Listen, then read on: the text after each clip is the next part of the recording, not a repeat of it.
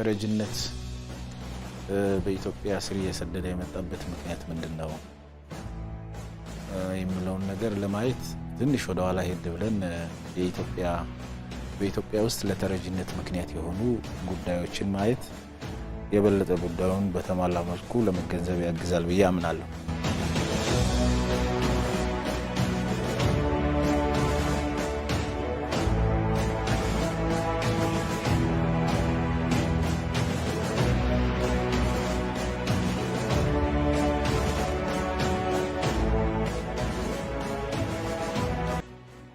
እንደ ሀገር በአጠቃላይ ከ38 ሚሊዮን ሄክታር በላይ የሚታረስ መሬት አለ።